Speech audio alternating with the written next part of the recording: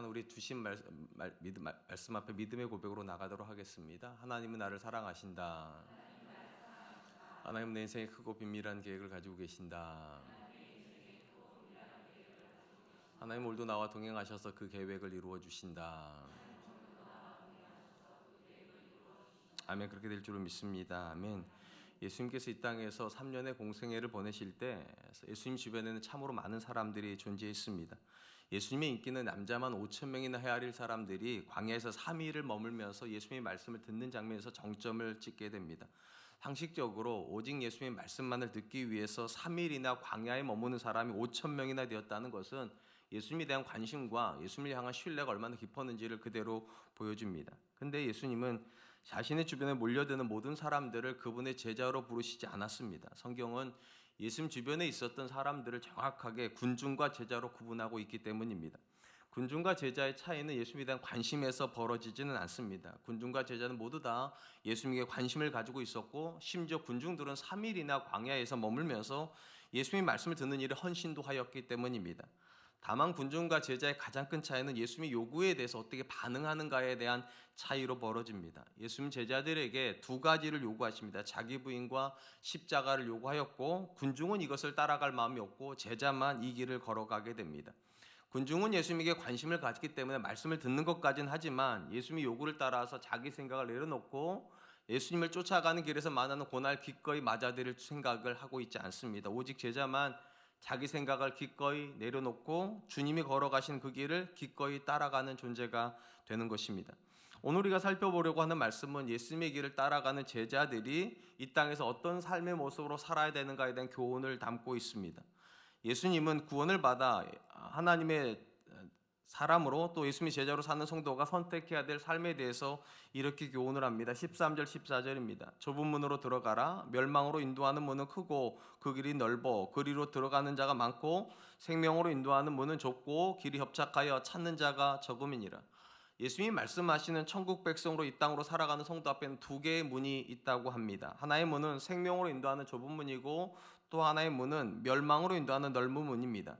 당연히 예수님의 제자이고 구원받은 성도는 마땅히 멸망으로 인도하는 넓은 문을 버리고 생명으로 인도하는 좁은 문으로 들어가야 할 것이 당연해 보이지만 성도임에도 불구하고 좁은 문으로 기꺼이 들어가려고 하지 않는다는 것이 오늘 본문의 이야기입니다. 좁은 문으로 들어가지 않으려고 하는 이유가 있습니다. 그 길이 좁고 협착하기 때문입니다. 우리 성경에 협착하다라고 번역된 단어는 크게 두 가지 뜻을 가지고 있습니다. 괴롭게 하다, 압박하다는 뜻입니다. 그러니까 이것은 고난을 상징하는 것입니다. 예수님께서 성도에게 가라고 말씀하시는 길 그리고 그 앞에 놓여 있는 문은 어떤 것을 상징합니까? 성도이기 때문에 마땅히 당해야 되는 고난이 있다는 거예요. 성도이기 때문에 어려움 당하는 것이 너무나도 당연해야 된다, 그렇게 말을 하는 것입니다. 그럼에도 불구하고 좁은 앞에 들어가려고 하는 사람들은 적습니다. 왜냐하면 성도도 사람이기 때문이에요. 그리고 많은 사람들이 교회를 안에서도 어떤 문으로 들어가려고 하는가? 넓은 문으로 들어가려고 한다는 것입니다. 주목할 것은 오늘 본문과 관련된 내용이 누가복음에도 나온다는 것입니다. 누가복음에는 산상설교에서 나오는 것이 아니라 누군가가 예수님에게 구원에 대한 질문을 하였을 때 예수님께 답을 주시면서 좁은 문에 대한 이야기가 나옵니다. 누가복음 13장 23절 24절입니다. 어떤 사람이 여짜오되 주여 구원을 받는 자가 적으니까 그들에게 이르시되 좁은 문으로 들어가길 힘쓰라. 내가 너희에게 이르노니 들어가길 구하여도 구원 못하는 자가 많으리라. 여러분 생각하기에 구원받는 사람이 많을 것 같습니까? 적을 것 같습니까? 예수님은 많다 적다 얘기하지 않으셨어요. 그럼 뭐라고 말씀하시는가? 좁은 문으로 들어가기를 힘써야 한다. 무슨 말입니까? 구원을 얻는 사람은 적을 수밖에 없다는 거. 왜냐하면 그 문이 좁기 때문이랍니다. 좁기 때문에 많은 사람이 구원을 받을 수가 없다. 그렇기 때문에 좁은 문으로 들어가기를 힘써야 한다. 그렇게 말씀을 하시는 것이죠. 쉽게 말씀드리면 하나님께서 모든 사람에게 천국에 들어가는 입장권을 막 뿌리시는 분이 아니라는 거예요. 아무나 입장권 받아가지고 들어갈 수 있는 천국은 없다는 것입니다. 좁은 문으로 들어가기를 힘쓰는 사람만 들어가는 천국이 존재할 뿐이다. 특별히 이 본문에서 예수님께서 쓰고 계신 이 힘쓰다는 단어는요, 운동 경기를 할 때 이기려고 힘쓴다라는 뜻도 되고요, 전쟁에서 죽지 않고 살아남아서 승리하기를 위해서 맹렬하게 싸운다는 뜻도 가지고 있습니다. 쉽게 말하면 좁은 문은 조금만 생각 있고 의지가 있으면 들어가는 문이 아니라 사생결단은 하는 마음으로 내가 하나님의 사람이 아니면 의미가 없지, 천국이 아니면 의미가 없잖아, 이 마음으로 사생결단으로 해야 들어갈 수 있는 문이 좁은 문이라고 그렇게 말씀하고 계시는 것입니다. 우리 예수님의 말씀을 이렇게 듣다 보면 우리가 구원에 대해서 가지고 있었던 잘못된 편견을 수정해야 된다는 생각을 하게 됩니다. 보통 우리는 구원은 어떻게 얻는다고 생각을 합니까? 오직 은혜로 얻는다고 생각을 합니다. 우리가 예수님 믿는다고 말하면 하나님께 그 믿음을 보시고 우리에게 값없이 구원하여 주신다. 분명한 건 하나님께 성도에게 주시는 구원은 절대적인 은혜입니다. 근데 여기서 우리가 물어봐야 될 질문은 이것이에요. 하나님께서 우리 믿음을 보시고 은혜로 구원하신다 하셨는데 우리가 고백하는 구원 얻는 믿음은 어떤 거냐는 것입니다. 내가 예수님을 향해서 믿는다, 입술로 고백하는 것이 우리가 고백해야 될 믿음의 전부일까? 우리가 이 부분에서 반드시 기억해야 될 것은 성경은 예수 그리스도를 어떤 분이라고 소개하는가입니다. 우리가 그분을 믿는 거니까 예수님이 어떤 분이신가? 제가 두 구절을 연속으로 읽어드리겠습니다. 누가복음 2장 11절, 오늘 다윗의 동네에 너희를 위하여 구주가 나셨으니 곧 그리스도 주시니라. 사도행전 2장 36절, 그런즉 이스라엘 온 집은 확실히 알지니 너희가 십자가에 못 박은 이 예수를 하나님이 주와 그리스도가 되게 하셨느니라.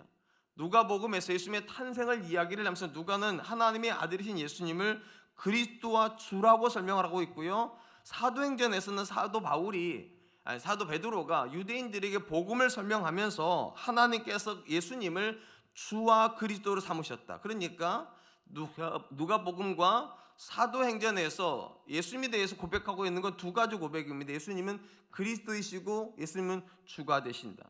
이 그리스도라는 단어가 우리에게 익숙한 단어는요, 구약 성경에서는 메시아라는 단어입니다. 그러니까 히브리어로 메시아가 헬라어로 그리스도가 되는 거예요. 뜻은 구원자란 뜻입니다. 그러니까 예수님께서 우리의 죄의 구원자가 되신다.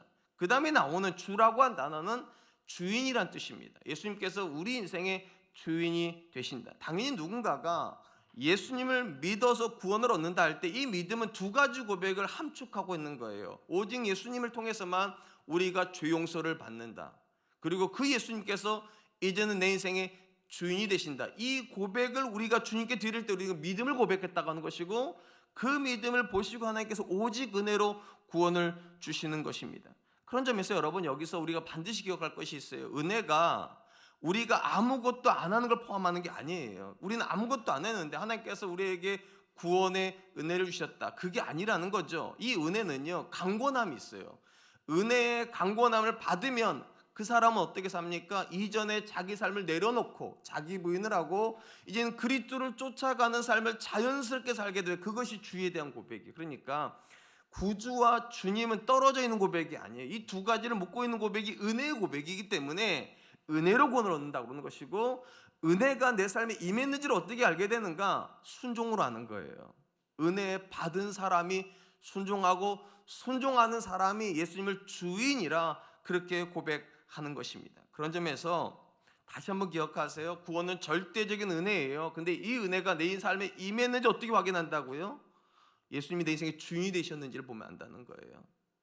예수님 말씀에 절대적으로 순종하고 있는 사람, 예수님을 주인으로 고백하고 있는 사람이고, 이 사람이야말로 구원 얻는 믿음을 받은 사람입니다. 그럼에도 불구하고 제가 앞에서 말씀드렸잖아요. 예수님을 주인으로 섬기면서 사는 여정이 쉽지가 않아. 왜냐하면 예수님께서 우리를 어디로 데려가시니까? 좁은 문으로 데려가니까요. 길이 협착한 곳이요. 그냥 누구나 들어갈 수 있는 문이 아니라 고난을 감수하면서 힘써 들어가기를 원해야 된다는 거. 그런 점에서 신앙은 매 순간 자기와의 싸움이어야 돼요. 가고 싶지 않은 길이니까 말씀 듣다 보면 저렇게 살아야 되겠다 생각이 얼마나 드세요? 저렇게 안 살면 좋겠다. 꼭 저렇게 살아야 되나? 성도님들 그런 분들이 계시더라고요. 목사님도 저렇게는 안 살 거야 아마. 그러니까 성경에 나오니까 어쩔 수 없이 설교를 하지, 목사님도 저렇게 살고 있지. 맞아요. 그게 맞아요. 우리가 말씀을 읽으면서 이렇게 살아야 되는가 생각을 안 할 수가 없어요. 왜냐하면 너무 고통스러운 길이 많으니까요. 예수님께서 말씀하시는 거 들어갈 힘쓰라고.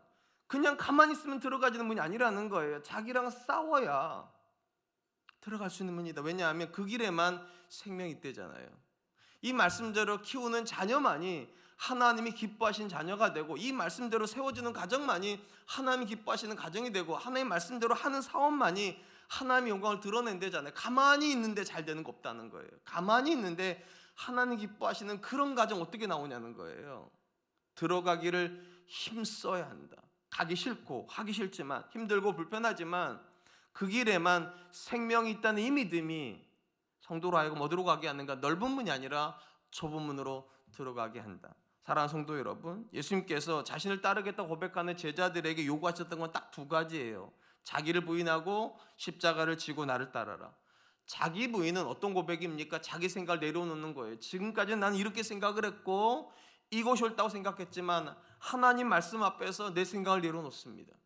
하나님의 뜻 앞에서 내 생각을 내놓습니다. 이것이 첫 번째 고백이고, 십자가는 무엇입니까? 이 말씀대로 살면서 당하는 모든 고난을 내가 기꺼이 당하겠다는 거예요. 여러분, 말씀대로 사는 게 쉽지가 않잖아요. 우리가 다 알잖아요. 말씀대로 가정을 이루는 거 쉽지 않잖아요. 말씀대로 자녀 키우는 거 쉽지 않잖아요. 말씀대로 사회생활하는 거 쉽지 않잖아요. 심지어 말씀대로 내 자신을 받아들이는 것도 쉽지가 않잖아요. 근데 그렇게 하겠다는 거예요. 왜냐하면 그 길에만 생명이 있기 때문입니다. 그런 점에서 성도는 참 어찌 보면 불행한 선택을 한 사람들이에요. 죄송하지만 성도도 사람이니까 더 좋은 거 보여요. 더 편한 거 보여요. 더 넓은 거 보여요. 근데 성도니까 못 가는 거예요. 안 가는 게 아니라 못 가는 거라고요. 갈 수 있다니까. 얼마든지 더 좋은 데로 갈 수 있고 더 넓은 데로 갈 수 있고 더 편한 데로 갈 수 있는데 하나님의 말씀이 자꾸만 브레이크를 거는 거예요. 네가 성도인데, 네가 예수 믿는데 그렇게 살아도 되겠냐? 그러니까 괴롭죠. 그러니까 괴로움과 싸워야 되니까 힘써야 되는 거죠. 운동하는 거 좋으세요? 엮기 드는 거 편하세요? 제가 지난 몇 주 동안 좀 엮기를 들었더니만 지금 가슴이 아파 죽겠어요. 어깨도 아파 죽겠고 안 하고 싶어요. 근데 해야죠. 건강하려면. 본문도 똑같은 얘기예요. 좁은 문으로 들어가 왜 힘써야 되는가? 거기에만 생명이 있대잖아요. 넓은 길에도 편한 길에도 쉬운 길에도 있다면 뭐하러 이 길 가겠냐고요. 주님의 말씀에만, 주님 인도하신 좁은 문에만 생명이 있으니까 들어가기를 힘써야 한다. 그런 점에서 성도로 이 땅을 살아간다는 건 괴로운 일입니다. 그래야만 합니다. 왜냐하면 주님이 우리를 좁은 길로, 좁은 문으로 인도하시기 때문입니다. 전 저와 여러분들이 그 길을 가기를 오늘도 힘쓸 수 있기를 주님의 이름으로 축복합니다. 한편 예수님은 성도가 넓은 문이 아니라 좁은 문으로 들어가야 된다 말씀하신 이후에 이 좁은 문으로 들어가는 성도가 조심해야 되는 존재가 있다라고 말씀하십니다. 15절입니다. 거짓 선지자들 삼가라. 양의 옷을 입고 너희에게 나오나 속에는 노략질하는 일이라. 예수님께서 거짓 선지자를 삼가야 된다고 말씀하시는데 우리 성경에 삼가한다는 말의 문자적인 뜻은 경계하다, 조심하다입니다. 예수님께서 거짓 선지자를 멀리 해야 된다가 아니라 경계해야 된다, 조심해야 된다고 말씀하신 이유가 있어요. 성도의 눈에 이 거짓 선지자들이 결코 나쁜 사람이거나 잘못된 이야기를 하는 사람처럼 보이지 않기 때문입니다. 대부분의 경우에 이 거짓 선지자들은 내가 원하는 말을 하는 사람이에요. 그러니까 내 복음이죠. 우린 다 주님의 복음을 기뻐하는 사람인데 내 복음을 기뻐하는 사람이에요. 내가 듣고 싶은 말이었는데 나는 저 소리를 정말 원했는데 그런 이야기를 들려주는 사람이기 때문에 우리는 이런 사람을 멀리 못합니다. 가까이 두고 싶어요. 왜냐하면 그들이 아무리 봐도 나쁜 사람 같지 않아요. 거짓 선지자 같지가 않아요. 그래서 예수님 말씀하신 멀리 하라가 아니라 그건 다음 이야기예요. 조심해라. 네 곁에 있는 사람이 정말 좋은 사람일까? 너에게 들려주는 그 말이 정말 성경적일까? 구별하라는 거, 분별하라는 거. 그래야 멀리 할 수 있을 것이기 때문입니다. 이것은 성도의 잘못은 아니에요. 성도가 사람을 잘못 보기 때문이 아니라 엄밀히 말하면 거짓 선지자들이 자기를 위장하기 때문입니다. 오늘 본문에 보면 예수님께서 거짓 선지자를 뭐라고 말합니까? 양의 탈을 쓰고 있는 실상은 늑대라고. 그러니까 사람을 겉으로 어떻게 알겠냐는 거예요. 하는 말만 듣고 어떻게 알겠냐는. 그러니까 우리는 몰라요. 그 사람이 좋은 사람인지 나쁜 사람인지. 우리 그런 얘기 하잖아요. 나는 정말 사람 잘한다고. 정말 잘하는 사람일수록 사기를 잘 당하더라고요. 자기가 잘한다고 생각하니까 조심 안 해요. 분별 안 해요. 오늘 예수님 말씀하신 거예요. 그런 생각 내려놓으라는 거예요. 좁은 문으로 들어가려고 하면 항상 경계태세가 있어야 된다는 거예요. 내 곁에 있는 사람, 내가 원하는 말 해주는 사람이 다 좋은 사람은 아니라는 거예요. 그가 하는 말이 정말 내가 들어야 될 말인지 하나님의 말씀을 가지고 분별해내라. 그게 오늘 본문에 삼가한다라는 뜻으로 이해해야 될 것입니다.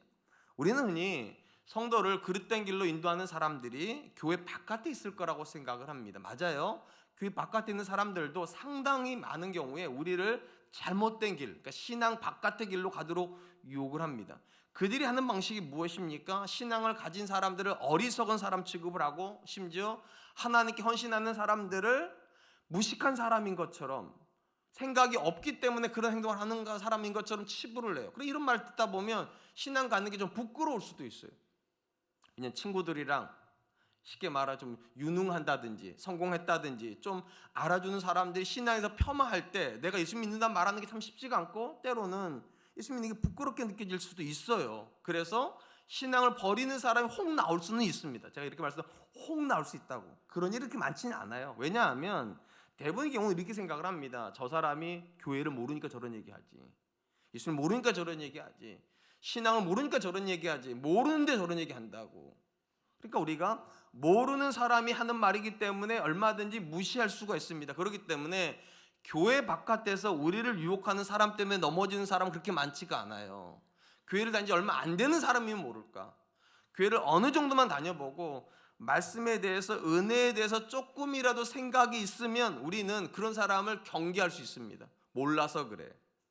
근데 교회 안에서 우리에게 해주는 말들은 굉장히 많은 부분에서 위험합니다.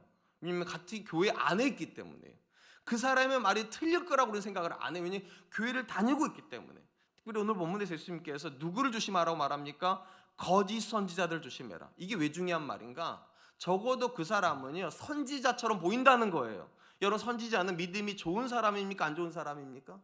우리 기준으로 좋은 사람이잖아요. 지식이 없는 사람이니까 있는 사람이니까 있는 사람이에요. 교회 문화를 많이 할까 적게 할까? 많이 알아요. 누가 봐도 리더고 누가 봐도 영향력 있고 누가 봐도 믿음이 있어 보이는데 잘못된 믿음이라는 거예요. 근데 우리가 그걸 구분하기가 쉽지가 않다는 거예요. 그래서 사실은 교회 바깥에 있는 사람은 쉽게 구분 안 되니까 그들은 대놓고 무시하니까 교회를 무식한 사람이나 하는 거라고, 어리석은 사람이나 헌신하는 거, 이렇게 말을 하니까 쉽게 구분을 해요. 근데 교회 안에서 우리의 신앙을 무너뜨리는 사람들은 구분하기가 쉽지가 않아요. 사람들이 어떤 사람, 그 사람 좋은 사람이 말할 거거든요. 엄청난 믿음인 사람이 말할 거거든요. 엄청 존경받을 만한 사람이 말할 거거든요. 그러니까 우리도 이게 맞는지 저거 맞는지 모를 수밖에 없어요. 근데 예수님 뭐라고 말씀하십니까? 다 선지자는 아니라는 거예요. 어떤 선지자는 양의 탈을 쓰고 있는 늑대라고. 그러니까 조심해야 된다고.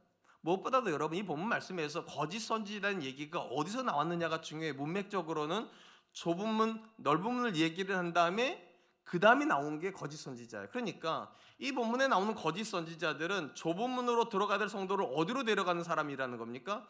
넓은 문으로 데려간다는 거예요. 여기서 중요한 거, 그러면 이 거짓 선지자가 데려가는 넓은 문은 어떤 문일까요? 만약 이 거짓 선지자가 교회 바깥에 있는 사람들이라면 불신으로 데려가는 사람일 거예요. 믿는 사람을 안 믿도록. 근데 이 본문에 나오는 거짓 선지자들은 양의 탈을 쓰고 있대잖아요. 교회 안에 있어요. 교회 안에 있는 거짓 선지자가 만드는 넓은 문은 절대 불신의 문은 아니에요. 그럼 어떤 문일까요? 그들이 만드는 문은 사실은 좁은 문이 있어야 될 자리에 좁은 문을 넓혀서 넓은 문을 만들어주는 사람일 거예요. 앞에서 말씀드렸잖아요. 좁은 문은 길이 협착하다고. 왜 협착해야 돼? 넓히면 되지. 불편하다고 말씀드렸죠. 왜 불편해야 돼? 편하게 만들면 되지. 왜 나빠 보여야 돼? 좋게 보이게 하면 되지. 그러니까 성경에서 신앙의 여정을 걸어가면서 마땅히 당해야 된다는 모든 권한 없애버리고, 마땅히 치러야 된다는 모든 의미 없애버리고, 마땅히 경험해야 된다고 하는 모든 권한을 다 치워버리면 신앙의 틀은 유지가 되는데 좁고 협착한 건 없어져요. 그리고 누구나 편하게 믿는 예수님만 남게 돼요. 신앙은 있어요. 교회는 다녀요. 근데 그 교회를 다니기 때문에 감내해야 되는 고난이 없어져 버려요. 그 길을 걷기 때문에 해야 되는 헌신도 없어져 버려요. 그러면서도 어떻게 생각하는가? 나 신앙생활 하고 있다, 나 구원받았다, 이렇게 믿게끔 만들어주는 사람들이 있다는 거예요. 이 부분에 나온 거짓 선지자들이 바로 그 사람들입니다. 우리는 앞에서 믿음의 두 축에 대한 이야기를 했어요. 믿음은 예수님을 구주와 주로 고백하는 거라고. 여러분 생각하시기에 이 두 고백 중에 어떤 게 우리를 불편하게 만듭니까? 우리가 예수님을 믿으면, 예수님을 구원자로 믿으면 우리의 모든 죄가 사해진다, 이게 불편한 분들 계세요? 아, 어떻게 그러냐, 하나님은 그래도 11조도 좀 하고 교회 봉사도 좀 해야지, 죄를 하나씩 하나씩 까주셔야지, 그래야 마음 편하지, 어떻게 믿는다고 죄를 다 한 번 없애주냐, 이게 불편하신 분들. 불편하시면 11조 하세요. 하나씩 까드릴 테니까, 제가 일수통장 찍듯이 까드릴 테니까. 근데 이게 안 불편해. 우리는 이거 너무 기뻐요. 믿기만 하는데도 내 모든 죄가 사해지고 동에서 서가 먼 것처럼 죄가 그렇게 멀려준다는, 이것보다 좋은 복음이 어디 있어요? 여기에 시험 드는 사람은 없어요. 그럼 뭐가 불편하게 하는가? 자, 이제 믿었어? 그럼 이제 자기 부인하고 십자가죠. 여기서 이제 문제가 벌어져요. 아니, 믿는 데까지는 그렇게 쉽게 들어갔는데 하나님께서 왜 이러시나 도대체. 쉽게 믿게 들어왔으면, 은혜로 들어왔으면 앞으로도 쫙 은혜로 가야지, 왜 십자가를 얘기를 하시고 왜 자기 부인을 얘기하시는가? 그래서 거짓 선지자들은요, 구원자의 고백을 없애지 않아요. 거짓 선지자들은 주님의 고백을 없애버려요. 교회 생활만 하면 돼, 예배만 드리면 돼, 봉사 안 해도 돼, 헌신 안 해도 돼. 성경에서 믿기만 하라고 그랬잖아. 그럼 믿기만 해. 그래도 얼마든지 구원받아. 그리고 얼마든지 은혜 받아. 너의 마음이 평안한 게 신앙의 목적이지, 왜 그 이상을 하려고 그래, 불편하게. 얼마든지 봉사 안 하고도 교회 다닐 수 있어. 순종 안 하고도 은혜 받을 수 있어. 하나님은 믿음만 보신다고 하셨잖아. 우리 주변에 이런 사람들 굉장히 많아요. 마치 교회 봉사하는 사람을 어리석은 사람인 것처럼, 시간 많아 사는 사람인 것처럼, 나는 너무 바쁜데 저 사람은 한가한가 보다, 교회에서 저렇게 봉사도 많이 하고, 마치 교회에서 봉사하는 사람은 미련한 사람처럼 취급하고, 교회는 예배드리고 커피 마시면 좋은 곳이지, 그 이상 하면 안 되지. 그 이상 하는 건 나중에 나이 들어서 아무 할 일 없을 때 그때 와서 하면 되지. 이렇게 되면 예수 믿는데 협착한 길은 없어져요. 고난도 없어져요. 아주 노골적으로 말할까요? 누구나 믿을 수 있는 예수님만 남아요. 누구나 믿을 수 있는 예수님. 아니, 예배 드리는 게 어려우세요? 물론 어렵죠. 나오려면 얼굴 분장도 하셔야 되고, 여자분들은 화장을 해야 되잖아요. 또요, 변장까지 하고 와야 되니 어렵죠. 1시간 앉아서 이렇게 빠른 목사의 말을 듣고 있는 게 어렵죠. 저도 그거 알아요. 근데 이게 그렇게 막 고통스럽진 않잖아요. 이게 고통스러우면 이거 할 말이 없어요, 저도요. 근데 예배 드리는 게 고난은 아니에요. 근데 예배가 전부인 것처럼 만들어버리면 누구나 믿는 예수님이죠. 이 부분에서 바울이 뭐라고 말했는가? 데살로니가 후서 3장 2절입니다. 또한 우리를 부당하고 악한 사람들을 건지시옵소서라. 믿음은, 같이 읽어볼게요. 믿음은 모든 사람의 것이 아니니라. 바울이 생각하는 기독교 신앙은 모든 사람의 것이 될 수가 없다는 거예요. 왜냐하면 이 믿음 안에는 구주에 대한 고백만 들어가 있는 게 아니라 주님에 대한 고백이 들어가 있기 때문에, 예수님이 내 죄를 사해 주셨다면 이제는 내 인생의 주인은 예수님이고, 그렇기 때문에 내 부인, 내 생각을 내려놓고 자기 부인 해야 되고, 예수님 믿기 때문에 당하는 고난도 기꺼이 받아들여야 되고, 예수님의 교회를 세우기 위해서 내가 기꺼이 헌신해야 되는 고백도 나와야 된다. 성경 어디에도 누구나 다니는 교회 없어요. 누구나 믿는 예배 없어요. 누구나 할 수 있는 헌신 없어요. 근데 거짓 선지자들은 아무나 믿을 수 있는 신앙을 얘기해요. 누구나 할 수 있는 모습의 신앙을 얘기를 해요. 그게 넓은 문이에요. 그게요. 누구나 갈 수 있으면 그거는 넓은 문이에요. 사랑하는 성도 여러분, 하나님 은혜로 사람이 구원을 얻었지만 모든 사람이 예수를 믿을 수는 없습니다. 이는 하나님의 은혜가 보편적이지 않다는 게 아니에요. 하나님의 은혜가 이 사람한테만 있다는 그런 게 아니에요. 하나님의 은혜는 보편적이지만 그 보편적인 은혜를 받아서 모든 사람이 다 구주와 주님을 고백할 수는 없다는 거예요. 좁은 문으로 들어가기 힘쓰는 사람만 그 고백을 가져요. 거짓 선지자는 어떻게 말을 하는가? 보편적인 은혜를 말한다니까요. 모든 사람이 다 믿을 수 있는 거라고. 누구나 다 교회 다닐 수 있다고. 누구나 다 구원받을 수 있다고. 이러다 보면 신앙은 어려운 게 하나도 없어요. 그냥 와서 예배 드리고 좋은 찬양 듣고 나가다가 좀 아는 사람 생기면 커피숍에 커피 한 잔 마시고, 이게 신앙의 전부가 돼버린 분들이 계세요. 그럼 이게 레저지, 이게 취미지, 이게 십자가입니까? 여러분, 커피 마시는 게 십자가예요? 사람 만나는 게 십자가예요? 어느 순간 우리 삶에서 십자가가 없어요. 다시 말씀드릴게요. 여러분 삶에 십자가가 없으면 그건 거짓 복음이에요. 내가 예수 믿기 때문에 나 이렇게 안 살고 싶죠. 예수 믿는다는 이유만으로 살아야 되는 것도 있어야 돼요. 배우자를 보면서도 정말 막 끌어올리잖아요. 내가 저거랑 살아 말하면 그러시잖아요. 근데도 살아야죠. 그게 십자가니까. 자녀를 보고서 저걸 호적에 파마라, 그런 생각 왜 안 들겠어요? 그래도 파지 말아야죠. 십자가니까. 교회에서, 부서에서 교사 좀 해달라고 하기 싫죠. 불편하고 힘들고. 그렇다고 도망가시면 안 되죠. 내가 할 수 있다면 해야죠. 십자가니까. 거짓 교사들은 십자가가 없는 구원만 얘기해요. 은혜만 얘기해요. 그리고 내가 마음의 평안을 얻었다고 얘기를 해요. 그건 아무 일도 안 하면 마음이 평안해요, 여러분. 그런 평안이 아니에요. 고난 중에도 어렵지만 하나님께서 나와 함께 하신다는 이 확신 주는 평안이어야 되지. 다시 말씀드릴게요. 예수님 말씀하신 거짓 선지자는 교회 바깥에 있지 않아요. 교회 안에 있어요. 그리고 그들의 말은 굉장히 설득력이 있어요. 근데 복음은 아니에요. 여러분을 편안하게 만들어주고 쉽게 만들어주고 위로를 해주는 말일 거예요. 근데 그건 복음 아니에요. 복음은 십자가가 있어야 돼요. 십자가의 고백으로 우리를 데리고 가는 복음이 진짜 복음이고, 성도는 그 십자가를 향해서 나아가는 존재가 되어야 된다. 전 저와 여러분들이 그럴 수 있기를 축복합니다. 마지막으로 예수님은 나무와 열매의 상관관계를 통해서 성도의 삶에서 마땅히 맺어져야 되는 열매가 있다라고 말을 합니다. 16절 18절입니다. 그들의 열매로 그들을 알지니 가시나무에서 포도를 또는 엉겅퀴에서 무화과를 따겠느냐. 이와 같이 좋은 나무마다 아름다운 열매를 맺고 못된 나무가 나쁜 열매를 맺나니 좋은 나무가 나쁜 열매 줄 수 없고 못된 나무가 아름다운 열매를 줄 수 없느니라. 여러분, 하나님께서 이스라엘을 그분의 백성 삼으셨다는 게 구약의 내용이잖아요. 근데 이 구약의 내용을 잘 읽어보면 본래 이스라엘은 굉장히 초라한 민족이었죠. 400년 동안 노예 생활을 했으니까. 그러니까 400년 노예 생활을 했다는 거는요, 절대적으로 무능한 민족이라는 거예요. 우리도 36년 뭐 이렇게 했잖아요. 우리는 그래도 36년밖에 안 했지만 이스라엘은 400년 동안 아무것도 못해요. 절대적으로 무능한 민족. 근데 그 민족에게 하나님께서 절대적 은혜를 주셔서 하나님의 백성 삼으셨어요. 이 하나님의 스토리를 가장 잘 보여주는 나무가 두 그루가 있다는 거예요. 포도나무와 무화과 나무요. 왜냐하면 포도나무와 무화과 나무는 외형적으로 굉장히 초라해요. 나무 같지도 않아요. 아름답지도 않아요.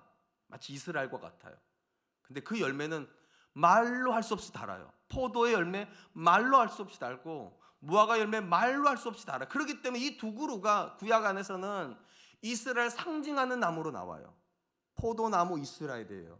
무화과 이스라엘이에요. 그러니까 오늘 본문에서 예수님께서 포도 열매를 따겠느냐 무화과 열매를 따겠느냐 이러잖아요. 가시덤불에서 포도 열매를 엉겅퀴 무화과, 이게 다 뭘 말하는 건가? 오직 성도만 맺을 수 있는 열매가 있다는 거예요. 교회 바깥에 있는 존재들이 맺을 수 없고 성도여야만, 포도 열매가 포도나무에서 나오는 것처럼 무화과 나무에서 무화과 열매가 나오는 것처럼 성도만 맺을 수 있는 열매가 있다. 이 얘기가 가시나무에서 포도 열매를 엉겅퀴에서 무화과를 따겠느냐 이렇게 말씀하시는 거예요. 분명한 건 예수님께서 성도와 불신자의 차이를 서로 다른 나무를 가지고 얘기했어요. 서로 다른 나무예요. 가시나무하고 포도나무는 달라요. 그렇기 때문에 포도나무에서는 포도가 맺어요. 무화과하고 엉겅퀴는 달라요. 그렇기 때문에 엉겅퀴에서는 무화과 열매가 안 맺어져. 이게 근본적으로 다르다는 얘기예요. 성도와 불신자가 근본적으로 달라요. 근데 그 다음에 나오는 이야기는 좀 주목해 봐야 돼. 그 다음에 나오는 이야기는요, 뭐라고 되어 있는가? 좋은 나무와 못된 나무에 대한 이야기예요. 좋은 나무와 못된 나무. 이 말은 이런 거예요. 여러분, 그러면 모든 포도나무와 모든 무화과 나무는 다 좋은 나무입니까? 포도 열매를 맺고 무화과 열매를 맺으니까 아니라는 거예요. 어떤 포도 열매는 상품성 있는 열매를 맺고 어떤 포도 열매는 먹을 수도 없는 포도 열매예요. 어떤 무화과 열매는 탐스럽고 먹기도 너무 좋은 열매죠. 어떤 무화과 나무는요, 먹을 수 없는 열매를 맺어요. 그러니까 앞에 나오는 비유는 근본적으로 다른 나무에 대한 이야기고, 뒤에 나오는 이야기, 좋은 나무와 그릇된 나무는 같은 종류 안에서 좋고 나쁨에 대한 게 나온다는 거예요. 어떤 포도나무는 좋은 포도 열매를 맺어요. 어떤 무화과 나무는 나쁜 열매를 맺어요. 그 이야기가 이사야서에 나와요. 이사야 보면 이렇게 말씀하세요. 이사야서 5장 1절로 2절입니다.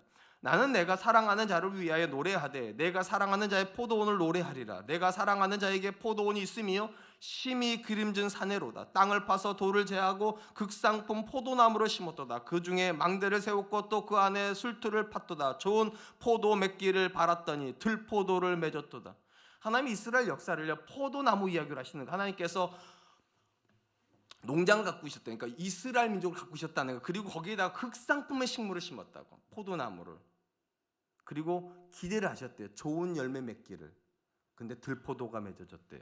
여러분 잘 들어보세요. 하나님께서 이스라엘을, 그분의 백성을 만드는 것 절대적인 은혜였어요. 이게 극상품이에요. 절대적인 은혜로 선택받아 극상품이 된 거예요. 그리고 그들에게 하나님께서 열매를 기대하셨대요. 분명히 그들은 외적으로는요, 포도나무 같아 보여요. 매 안식일마다 예배도 드리고 밥 먹기 전에 기도도 하고 하루에 3번씩 막 기도도 하니까 외적으로는 분명히 포도나무가 맞아요. 근데 삶에 들어가서 열매를 맺는 걸 보니까 들포도들이라는 거예요. 모양은 포도인데 조악하고 너무 써서 먹을 수 없는 열매가 맺어더라. 포도나무가 가시나무가 된 건 아니에요. 포도나무인데 들포도가 돼버렸어요. 좋은 나무를 기대했는데, 좋은 열매를 기대했는데 나쁜 나무가 되어버리더라. 오늘 보면 예수님께서 말씀하시는 아름다운 열매를 맺지 못하는 못된 나무는 결코 교회 바깥에 있는 불신자들을 말하는 게 아니에요. 그들은 결코 가시덤불도 아니고 엉겅퀴도 아니에요. 이 본문에서 예수님께서 말씀하시는 못된 나무는 주님이 기대하시는 열매를 안 맺는 나무예요. 모양은 성도라니까. 모양은 포도나무 맞아요. 모양은 무화과도 맞아요. 근데 주님이 기대하시는 그 열매가 안 나와요. 그래서 못된 나무인 거예요. 주목할 것은 이 본문에 나오는 못된 나무의 뜻이요, 쓸모없는 나무라는 겁니다. 쓸모없는 나무. 왜 쓸모없는 나무입니까? 포도나무가 아니기 때문이 아니에요. 무화과 나무가 아니기 때문이 아니에요. 주님이 기대하시는 열매가 안 나오기 때문에요. 모양은 분명히 성도인데, 분명히 예배도 드리고 예배 시간에 은혜도 받았다고 말을 하는데, 막상 삶의 현장에 가보면 하나님의 영광을 드러내는 열매가 안 나오더라는 거예요. 그러니까 자녀들이 말하잖아요. 아빠는 교회에 갔다 왔는데도 달라진 게 하나도 없는 것 같아. 엄마, 오늘 목사님 설교에서 분명히 엄마 은혜 받는 것 같던데, 아멘도 하고 막 갖다 적던데, 근데 갔다 오고 나서 하는 게 아무것도 달라지지 않았네. 모양은 포도인데 들포도인 거예요. 가시덤불은 아니에요. 분명히 예배 드리셨으니까. 엉겅퀴도 아니에요. 기도하셨으니까. 분명히 모양은 포도나무고 모양은 무화과인데 주님의 영광을 드러내는데 아무 쓸모가 없는 나무. 그분이 교회를 다닌다는 게 하나님께 아무 영광이 안 되는 거. 부모가 있으면 믿는다는 게 자녀가 신앙생활에 대한 근거가 전혀 안 되는 거. 쓸모없는 거예요. 쓸모가 없어 그거는요. 전 종종 그런 생각을 해요. 우리가 다니는 교회에 정말 영향력 있는 사람이 왔으면 좋겠다. 저 사람이 다니는 교회라면, 저 사람이 있는 예배라면, 예수님이라면 나도 믿고 싶다. 그런 사람이 다니는 교회가 되면 얼마나 좋을까. 그게 좋은 나무예요. 하나님의 영광을 그대로 드러내는 나무예요. 사랑하는 성도 여러분, 교회 속하는 분들 중에요, 성공하는 분들이 분명히 나와요. 물질적으로 풍성한 열매를 맺기도 하고요, 자녀가 좋은 대학을 가기도 하고요, 심지어 사회적으로도 엄청난 존경을 받는 열매를 맺는 분들이 있어요. 그러나 기억하세요. 모든 열매가 좋은 열매는 아니에요.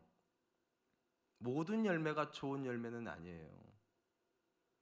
하나님이 보시기에 좋은 열매가 있어요. 그럼 어떤 열매가 하나님 보시기에 좋은 열매입니까? 열매를 결정하는 가장 중요한 건 문맥적으로 보면 하나님의 말씀에 순종하여 맺는 열매입니다. 순종하여 맺는 열매예요. 좁은 문으로 들어가서 맺는 열매예요. 넓은 문으로 누구나 하는 행동이 아니라 성도만이 할 수 있는 행동을 통해서 맺는 열매예요. 순종을 통해서 맺는 열매가 하나님을 드러냅니다. 왜냐하면 그 열매를 말하는 사람들마다 하나님을 얘기할 거니까. 저 사람 정말 하나님 복 주신 사람 맞다고. 그거 안 될 일인데, 절대로 안 될 일인데 기가 막히게 된다고. 저 사람이 믿는 하나님 계시긴 계신가 보다고. 저 사람의 하는 기도를 하나님 들으시긴 들으시는가 보다고. 그의 성공을 이야기할 때 하나님이란 단어가 꼭 나오는 사람들이 있어요. 좋은 열매 맺으신 거예요. 근데 분명히 돈은 벌었어요. 자녀가 좋은 대학교도 다녔어요. 사회적 평판도 많이 얻었어요. 근데 사람들이 뒤에서 험담해요. 저렇게 살 거면 나 같으면 저렇게 안 살아. 저런 사람이 다니는 교회라면 난 절대로 안 다녀. 성공했으면 뭐예요? 사람이 돼야지, 사람이. 그런 분들이 계세요. 나쁜 열매예요. 나쁜 나무예요. 모양은 분명히 포도나무인데, 모양은 분명히 무화과 나무인데 쓸모없는 나무. 세상 사는 데는 쓸모가 있을지 모르겠어요. 근데 하나님의 영광을 드러내는 데는 아무 쓸모가 없는 사람. 엄마가 믿는 하나님이라면, 아빠가 믿는 하나님이라면, 우리 부장님이 다니는 교회라면 난 안 다녀. 쓸모가 없죠. 성도는 어떤 길을 가는 사람입니까? 좋은 열매가 있는 나무가 있는 곳으로 가는 겁니다. 내 삶을 통해서 하나님이 드러나기를, 내가 사는 삶을 통해서 내 자녀들이 하나님을 만나기를, 내가 하는 일을 통해서 내 주변에 예수 믿지 않는 사람들이 예수 믿는 사람은 착한 사람들이다, 저 사람들은 믿을 만한 사람들이다, 나도 언젠가는 신앙을 가져야 된다면 우리 부장이 다니는 교회 다니고 싶다. 좋은 열매예요. 좋은 나무예요. 저와 여러분들이 그럴 수 있기를 축복합니다. 이제 말씀을 맺겠습니다. 예수님은 이 땅에서 그분의 제자이면서 천국 백성으로 살아가야 될 사람들이 마땅히 사는 삶을 세 가지로 얘기해서, 첫 번째, 아무나 가는 넓은 문이 아니라 좁은 문으로 가야 된다. 왜냐하면 예수님께서 우리에게 요구하시는 신앙 자체가 좁은 문이에요. 십자가를 말씀하시니까. 두 번째, 십자가의 길을 가려면 누구를 멀리해야 된다고요? 거짓 선지자를 멀리해야 됩니다. 거짓 선지자들 우리 삶에서 자꾸만 십자가를 없애려고 그래요. 그래서 누구나 믿을 수 있는 예수님, 누구나 다닐 수 있는 교회, 누구나 할 수 있는 신앙생활을 얘기를 하려고 합니다. 혹시 여러분의 신앙이 누구나 할 수 있는 신앙생활이라면 잘못하시는 거예요. 여러분 자녀 이렇게 말해야 돼요. 아빠 꼭 그렇게까지 믿어야 돼? 엄마 꼭 그렇게까지 해야 돼? 너무 신앙이 어려운 것 같은데 엄마? 제대로 하신 거예요. 취미생활하고 계신 게 아니니까. 마지막 세 번째, 우리가 교회를 다니고 있기 때문에 좋은 나무라는 생각을 버리세요. 열매가 좋아야 좋은 나무예요. 얼마든지 포도나무인데 들포도를 맺을 수가 있다, 예수님 하나님께서요. 내 삶을 통해서 하나님 전혀 드러나지 않는다면 우리는 나쁜 나무예요. 못된 나무예요. 그러나 내가 아무리 대단하지 않아도요, 내 자녀들이 아빠를 보면서 아빠는 진짜야, 엄마는 진짜야, 우리 부장님은 진짜야, 옆집 사는 누구 엄마는 정말 진짜야, 예수 믿는다는 건 저렇게 믿어야지, 이런 얘기가 나옵니까? 우린 좋은 나무가 돼가고 있는 거예요. 저와 여러분들이 좋은 나무가 될 수 있기를 축복합니다. 이 시간 주신 말씀을 기억하면서 세 가지를 위해서 기도하죠. 첫 번째, 좁은 문으로 들어가길 힘쓰는 신앙생활을 하게 해주십시오. 예수 믿기 때문에 편하고 좋은 것만이 아니라 예수 믿기 때문에 고난받는 것도, 어려움 당하는 것도 기꺼이 받아들일 수 있는 그런 사람 되게 해주십시오. 두 번째, 하나님 내 삶에서 자꾸만 편한 얘기를 하는 사람들이 많아지고 있다면, 헌신에 대한 이야기와 고난에 대한 얘기가 아니라 편하게 믿는 예수님을 얘기하는 사람들이 있다면 그 사람들과 거리를 둘 수 있도록 주님 도와주시고, 하나님 기꺼이 고난받는 길에 함께 가고 수고하는 일 함께하는 사람들과 동역할 수 있도록 주님 도와주시고, 마지막 세 번째, 하나님 내 삶을 통하여서 하나님이 드러나기를 위해서 좋은 열매 맺는 사람 되게 해주십시오. 하나님께 쓸모있는 열매 맺는 사람 되게 해주십시오. 우리 같이 한 번만 기도하겠습니다.